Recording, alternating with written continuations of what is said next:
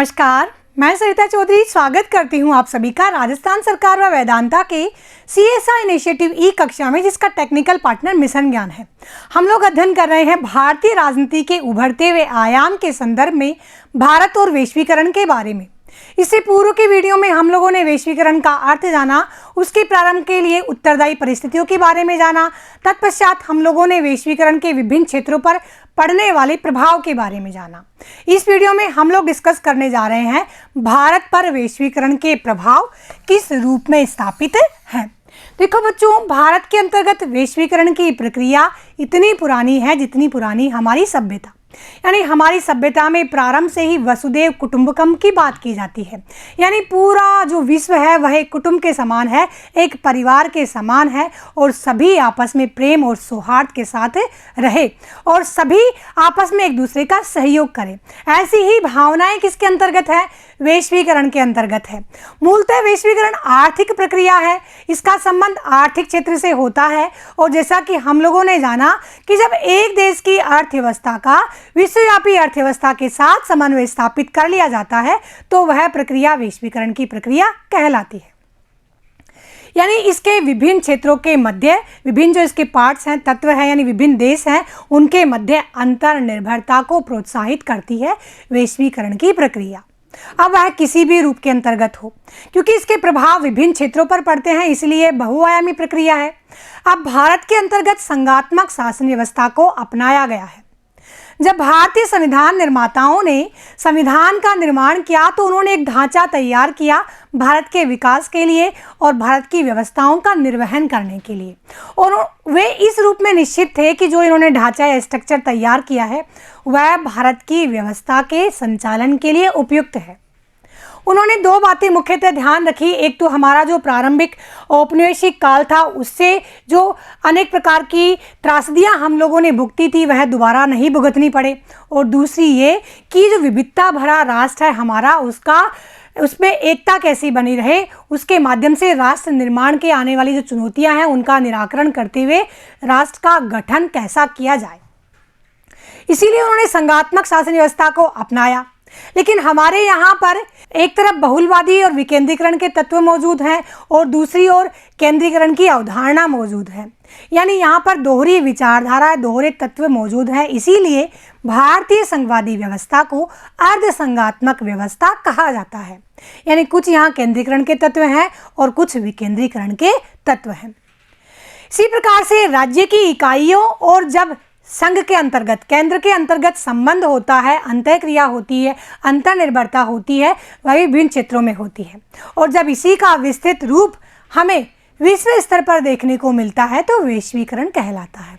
मैं ये सब इसलिए बता रही हूँ कि भारत के लिए वैश्वीकरण की प्रक्रिया नई नहीं थी, लेकिन फिर भी कुछ भारत की आर्थिक परिस्थितियाँ ऐसी रही और विश्व की अर्थव्यवस्था के साथ जुड़ने के लिए भारत ने वैश्वीकरण की प्रक्रिया को अपनाया। और इस अपनाने का कार्य, आर्थिक उदारीकरण का जो कार्य प्रारंभ किया गया वह भारत के नवे प्रधानमंत्री के द्वारा, यानी PV नरसिम्हा राव के द्वारा 24 जुलाई 1991 को आर्थिक उदारीकरण की नीति अपनाकर किया। इस उदारीकरण की नीति को अपनाने के पश्चात भारत में अनेक आर्थिक परिवर्तन हुए, आर्थिक नीतियों में अनेक परिवर्तन हुए और जो आर्थिक कठोरता की नीति थी उनको हटा दिया गया। PV नरसिम्हा राव को आर्थिक सुधारों का जन्मदाता कहा जाता है और उसी के साथ ही लाइसेंस राज की समाप्ति होती है। आर्थिक क्षेत्रों में अनेक प्रकार के परिवर्तन के साथ साथ 1992-93 के अंतर्गत रुपए को पूर्ण परिवर्तित बना दिया गया और आर्थिक क्षेत्र के अंतर्गत अनेक प्रकार के परिवर्तन किए गए और अनेक जो औपचारिकताएं थी उनको समाप्त कर दिया गया। इस प्रक्रिया के साथ ही भारत भी वैश्वीकरण की प्रक्रिया को अपनाने वाला प्रमुख देश हो गया।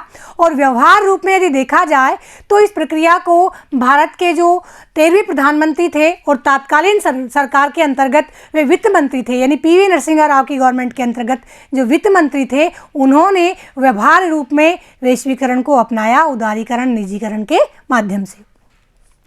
भारत ने वैश्वीकरण की प्रक्रिया को अपनाया और अपनाने के पश्चात भारत पर राजनीतिक प्रभाव भी पड़े, भारत पर सामाजिक प्रभाव भी पड़े और भारत पर सांस्कृतिक प्रभाव भी पड़े। अब भारत पर पड़ने वाले सामाजिक सांस्कृतिक प्रभावों की हम लोग चर्चा कर चुके हैं और इसके जो प्रमुख राजनीतिक प्रभाव हैं उनकी चर्चा इस वीडियो के अंतर्गत करने जा रहे हैं। जब आप लोगों से भारत पर पड़ने वाले वैश्विक प्रभाव के बारे में पूछा जाता है तो आप लोगों को भारत की व्यवस्था पर वैश्वीकरण के राजनीतिक, आर्थिक, सामाजिक और सांस्कृतिक सही प्रभावों की चर्चा करनी है।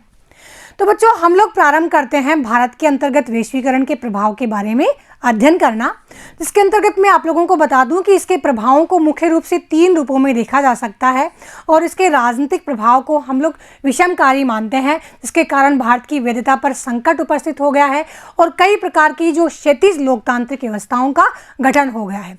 इसी के साथ ही भारत को अनेक प्रकार की चुनौतियों का सामना भी करना पड़ रहा है, जिसके अंतर्गत जो हमारी संघीय व्यवस्था है उसके संचालन करने से लेकर तकनीकी विकास तक तथा मुख्य प्रतिस्पर्धा में आने तक, ये सभी परिस्थितियां भारत को वैश्वीकरण की प्रक्रिया के साथ जोड़ रही है और उसे प्रभावित कर रही है। तो आइए हम लोग अध्ययन प्रारंभ करते हैं भारत पर वैश्वीकरण के प्रभाव के बारे में। इस प्रकार से हम लोग कह सकते हैं कि स्वतंत्र भारत में परिसंघीय योजना जो अपनाई गई वह मुख्य रूप से 2 कारणों से प्रभावित थी। एक तो था औपनिवेशिक विरासत में हम लोगों को अनेक प्रकार की जो परेशानियां भुगतनी पड़ी वह दोबारा नहीं भुगतनी पड़े, और दूसरी राष्ट्र निर्माण की जो बाध्यताएं थी, चुनौतियां थी, उनका प्रतिकार कर सकें, इसलिए संघात्मक शासन व्यवस्था को अपनाया गया। और संविधान निर्माता इस रूप में इस प्रकार से निश्चित थे कि जो भी संस्थागत ढांचा उन्होंने तैयार किया है वह जटिल विविधताओं का समाधान करते हुए राष्ट्र निर्माण में सफलतापूर्वक सहयोग देगा। इस प्रकार से कहा जा सकता है कि भारतीय संघ में एक तरफ तो बहुलवादी विकेंद्रीकृत व्यवस्था को अपनाया गया है और दूसरी तरफ केंद्रवाद की प्रवृत्तियों को अपनाया गया है। तात्पर्य ये हुआ कि भारतीय व्यवस्था में एक तरफ तो एकात्मवादी तत्व देखने को मिलते हैं और दूसरी तरफ इसके विकेंद्रवादी तत्व यानी संघात्मक तत्व देखने को मिलते हैं। तो ये जो दोनों विरोधी प्रवृत्तियां हैं वह भारतीय संघ को अर्ध संघवाद बनाती है। केसीवीयर ने इसे अर्ध संघात्मक व्यवस्था कहा है।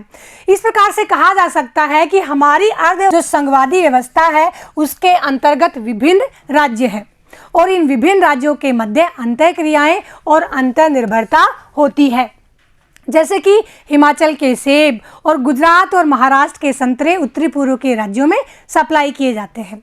तो इस प्रकार से यह सब क्या है, अंतर्निर्भरता है। और जब इसी का विस्तृत रूप होता है तो वह क्या कहलाता है, वैश्वीकरण कहलाता है। यानी विश्व के विभिन्न देशों के मध्य अंतःक्रियाएं और अंतर्निर्भरता होती है तो वह वैश्वीकरण कहलाती है। इस प्रकार से कहा जा सकता है कि जो वैश्वीकरण की जो प्रक्रिया है वह वास्तव में इतनी पुरानी है जितनी हमारी सभ्यता, क्योंकि हम लोग प्राचीन समय से ही इसके आदी हैं।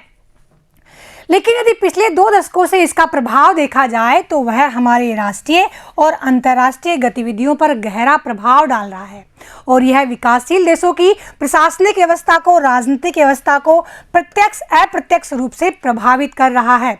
इसने भारत की व्यवस्था को भी प्रभावित किया है। इसी क्रम में हम वैश्वीकरण का भारत के संदर्भ में क्या प्रभाव पड़ा इसके बारे में अध्ययन करने जा रहे हैं। भारत के अंतर्गत आर्थिक उदारीकरण के रूप में 24 जुलाई 1991 को वैश्वीकरण की शुरुआत हुई और इस शुरुआत को प्रारंभ करने का श्रेय दिया जाता है पीवी नरसिम्हा राव को, जो हमारे देश के 9वें प्रधानमंत्री थे और जिन्हें आर्थिक सुधारों का जन्मदाता भी कहा जाता है। इस प्रकार से इस वैश्वीकरण की प्रक्रिया को व्यवहार रूप में लाने का श्रेय दिया जाता है तत्कालीन सरकार के वित्त मंत्री, finance minister doctor Manmohan Singh को। इन्होंने आर्थिक क्षेत्र के अंतर्गत उदारीकरण, निजीकरण और वैश्वीकरण को अपनाकर वैश्वीकरण व्यवस्था हमारे देश के अंतर्गत अपनाई, यानी हमारे देश के अंतर्गत एलपीजी का प्रारंभ किया गया। इसके साथ ही वैश्वीकरण प्रक्रिया का हिस्सा भारत बन गया। परिणाम स्वरूप हमारी आर्थिक नीतियों में अनेक परिवर्तन हुए, जिसके अंतर्गत हम लोग देख सकते हैं कि 1 जनवरी 1995 को जब विश्व व्यापार बैंक की स्थापना की गई तो भारत उसका संस्थापक सदस्य बना और 1992-93 के अंतर्गत जब रुपए को पूर्ण परिवर्तनीय बना दिया गया, जिसके साथ ही हम विभिन्न देशों के साथ आयात निर्यात सुगमता से करने लगे और अनेक आर्थिक औपचारिकताओं को समाप्त कर दिया जो हमारे आर्थिक विकास में बाधा पड़ रही थी, जिनके कारण हमारे आर्थिक विकास में बाधा उत्पन्न हो रही थी। इसके पश्चात भारत के आर्थिक प्रशासनिक जटिलताओं को हल्का कर दिया गया। अब मुख्य रूप से भारत पर वैश्वीकरण के जो प्रभाव है उसको हम 3 बिंदुओं के माध्यम से पढ़ सकते हैं। इसके अंतर्गत पहला है देश के आर्थिक विकास पर विषम प्रभाव, दूसरा है वैधता पर संकट और तीसरा है नागरिक समाज संगठनों की तीव्र वृद्धि के रूप में। इसमें हम लोग पहले पॉइंट के बारे में सबसे पहले डिस्कस करते हैं कि देश के आर्थिक विकास पर विषम प्रभाव कैसे और किस रूप में पड़ा। देखो, अर्थव्यवस्था के अंतर्गत अनेक परिवर्तन हुए, किसके कारण? वैश्वीकरण के कारण। अर्थव्यवस्थाओं को ढीला किया गया और अनेक जो औपचारिकताएं थी उन्हें हटा दिया गया, अर्थात अब उदारीकरण को अपनाया गया। इसके कारण भारतीय अर्थव्यवस्था पर विपरीत प्रभाव पड़ा। देखा जाए तो ये जो इसका मूल लाभ है वह विकसित देशों को मिला और जो विकासशील देश हैं, अर्धविकसित देश हैं, उनसे इन्हें नुकसान हुआ। और क्योंकि भारत भी क्या है, विकासशील देश है, तो अनेक बार भारत का आर्थिक प्रक्रियाओं के आधार पर शोषण कर लिया जाता है। किसके द्वारा? विकसित राष्ट्रों के द्वारा। अनेक बार जब हमारे देश के अंतर्गत त्रिशंकु सरकार बनती है, नेतृत्व क्षमता कमजोर होती है, तो विकासशील राष्ट्रों के रूप में हमारा आर्थिक नीतियों के आधार पर किसी न किसी रूप में विकसित राष्ट्रों के द्वारा और मल्टीनेशनल कंपनियों के द्वारा शोषण किया जाता है। इस प्रकार से यदि भारत का समग्र विकास करना है तो भारत के विकास के लिए आवश्यक यह है कि हमारा केंद्र मजबूत हो। समाजवादी समग्र विकास यदि करना है तो हमारा जो संघात्मक ढांचा है उसके अंतर्गत केंद्र को अधिक शक्तियां प्रदान की जाए। हमारी जो राष्ट्रीय सरकार है उसकी शक्तियों में यदि बढ़ोतरी होगी तो इसके कारण हम प्रतिस्पर्धा के स्तर पर बेहतर सेवा दे पाएंगे और हम समान नीतियों का निर्माण कर पाएंगे, क्योंकि यहाँ पर संघात्मक शासन व्यवस्था है। और सहकारी संघवाद के लिए पहली आवश्यकता यह है कि सभी राज्यों का समान रूप से विकास हो, उनकी आवश्यकताओं की पूर्ति हो। और यह कब हो पाएगा?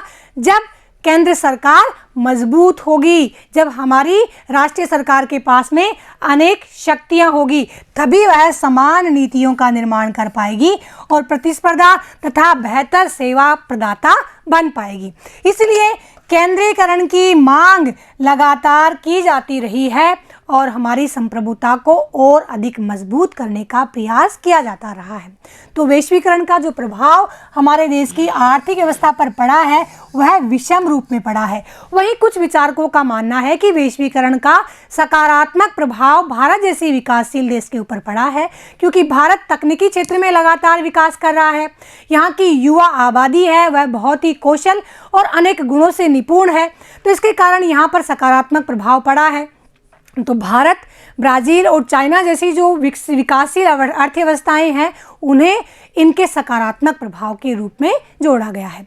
इसी के साथ हम लोग दूसरा प्रभाव देखते हैं वैश्वीकरण का भारतीय राज्य व्यवस्था पर, वह है वैधता का संकट। वैधता का संकट इस कारण से और इस रूप में है कि वैश्वीकरण के कारण अनेक प्रवृत्तियां उत्पन्न होती हैं और ये सभी किसी भी राष्ट्र की वैधता को संकट में डाल देती है। अब होता क्या है कि जो राष्ट्रीय राज्य की अवधारणा है उसकी जो संप्रभुता है वह कहीं ना कहीं प्रभावित होती है वैश्वीकरण से। अब इसकी जो संप्रभुता है उसका आर्थिक पक्ष प्रभावित होता है एमएनसी से, यानी जो मल्टीनेशनल कंपनीज हैं उनसे। अब वे जब किसी देश के अंतर्गत स्थापित होती हैं तो वहाँ की आर्थिक नीतियों को प्रभावित करती हैं, अर्थव्यवस्था को प्रभावित करती हैं और वह अर्थव्यवस्था और आर्थिक नीतियाँ किसी देश की राज्य व्यवस्था की आर्थिक संप्रभुता को कम करने का कार्य करती है। तो कहा जा सकता है कि भारत के सामने स्थितियां ऐसी हैं कि वह अपनी आंतरिक संप्रभुता का परित्याग तो नहीं कर सकता, लेकिन कहीं ना कहीं उसकी आर्थिक संप्रभुता कम अवश्य हो जाती है। किसके कारण? वैश्वीकरण के कारण। यानी हमारे जो घरेलू और आंतरिक संप्रभुता है उसकी वृद्धि के लिए अपनाया जा रहा है कि जो स्थानीय लोकतांत्रिक संरचनाएं हैं उनको मजबूत किया जाए ताकि राज्य की वैधता आगे बढ़ सके। इसी के लिए पंचायती राज व्यवस्था को हम लोगों ने अधिक विस्तृत किया और संवैधानिक मान्यता दी। कब दी? 1993 में। और तो संवैधानिक मान्यता देकर हम लोगों ने अपनी आंतरिक संप्रभुता का विस्तार किया है।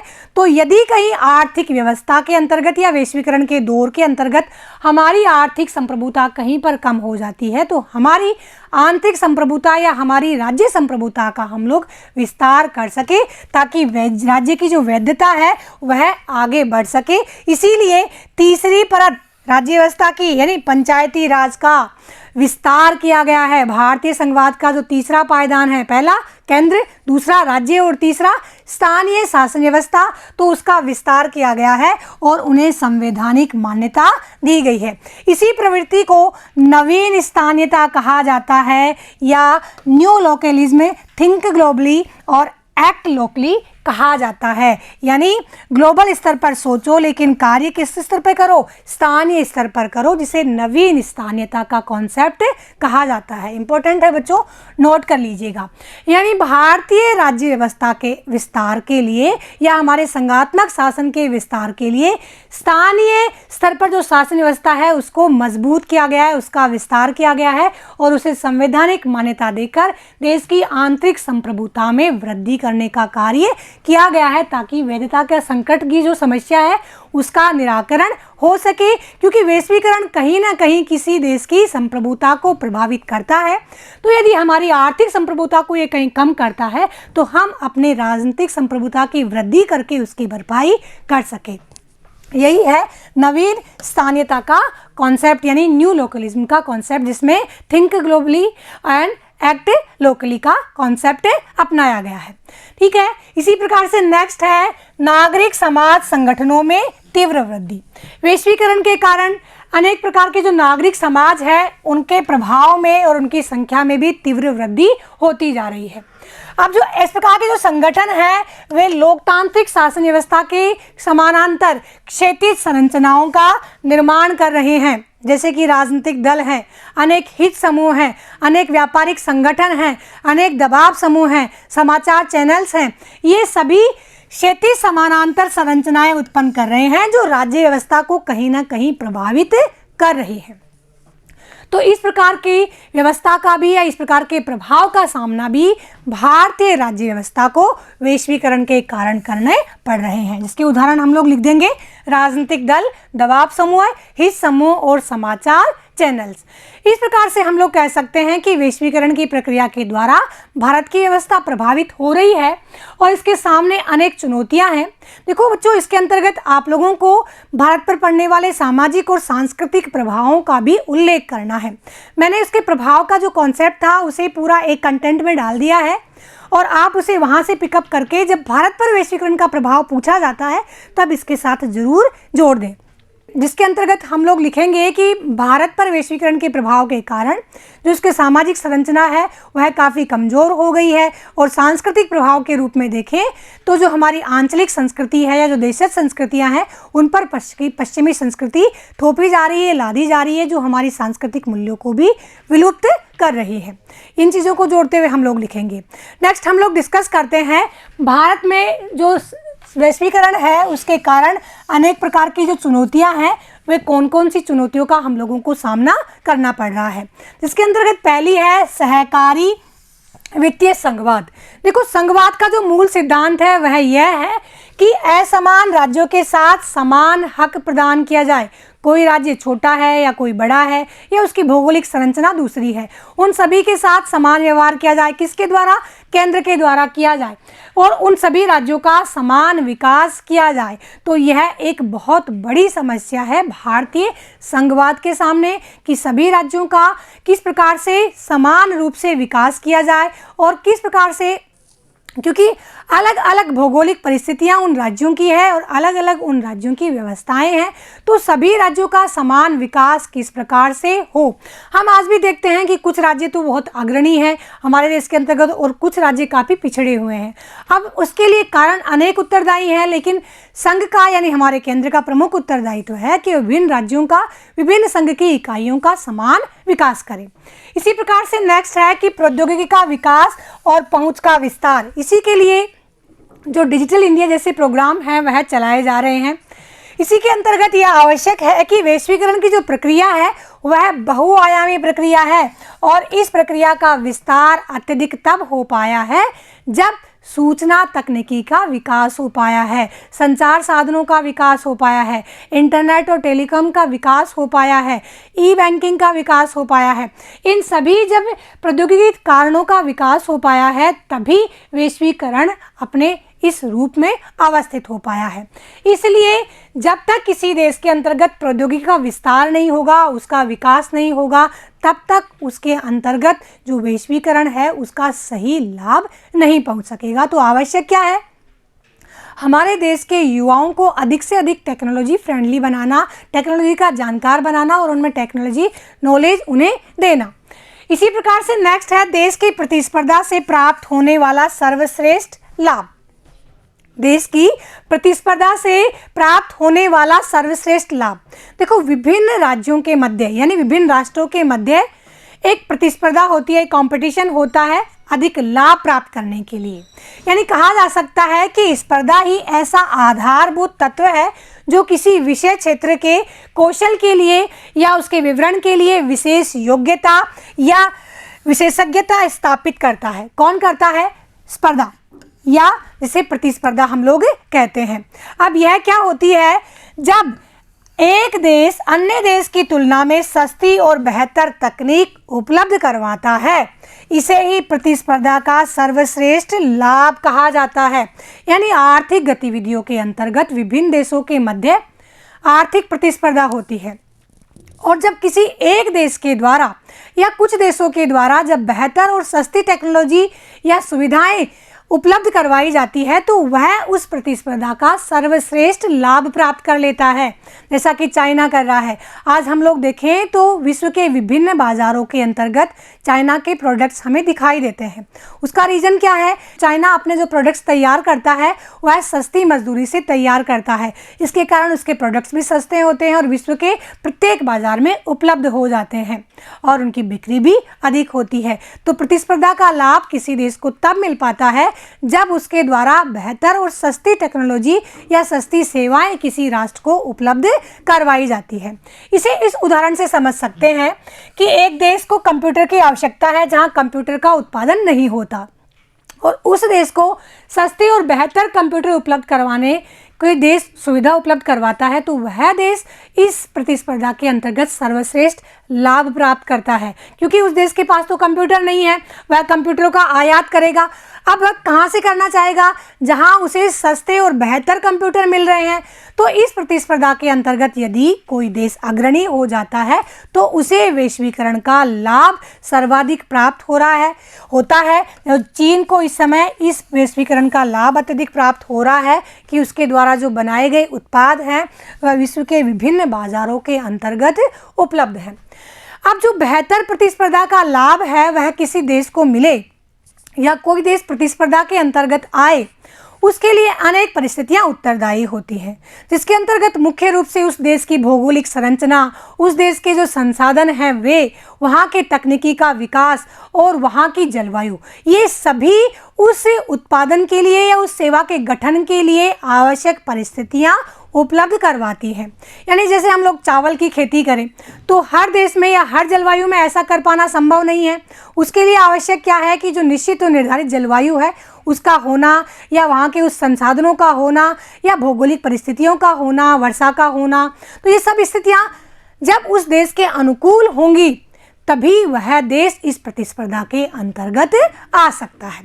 यानी कहने का तात्पर्य है कि देश के प्रतिस्पर्धा में आने के लिए, मुख्य प्रतिस्पर्धा से लाभ प्राप्त करने के लिए उस देश की जो प्रकृति है, भूगोल है या उसके उपलब्ध संसाधन है या जो जलवायु की प्रकृति है या टेक्नोलॉजी या प्रौद्योगिकी का विकास है, वे सभी डिपेंड करते हैं, वे सभी उत्तरदायी होते हैं। जैसा कि हम लोगों ने एग्जाम्पल लिया चावल की खेती। इस प्रकार से कहा जा सकता है कि वैश्वीकरण के पीछे जो मूल विचार है वह उस राष्ट्र की केंद्रीय सक्षमता को विकसित करने का है, तभी वह किसी प्रकार की चीज़ों का उत्पादन कर सकेगा, जिसके कारण ही वह निपुण हो सकेगा जब इस प्रकार के संसाधन उस देश के अंतर्गत होंगे। यानी इन्हें बताने का तात्पर्य यह है कि किसी भी देश का वैश्वीकरण के अंतर्गत आने के लिए उसे इन चुनौतियों को पार पा लेना चाहिए। पहले तो वहाँ की जो देश की संरचना है उसका मजबूत होना आवश्यक है, दूसरा उस देश का तकनीकी विकास होना आवश्यक है, और तीसरा उस देश के पास में संसाधन या जो भौगोलिक संरचना है या तकनीकी का जो विकास है उसका स्तर भी उन्नत होना आवश्यक है, और इन्हीं चुनौतियों का भारत सामना कर रहा है। इस प्रकार से हम लोगों ने वैश्वीकरण का भारत पर प्रभाव के बारे में जाना। अगले वीडियो में हम लोग इस चैप्टर का जो लास्ट पार्ट है उसके बारे में डिस्कस करेंगे, वैश्वीकरण के परिणाम या वैश्वीकरण की उपलब्धियां। तब तक के लिए विदा दीजिए। जय हिंद, जय भारत।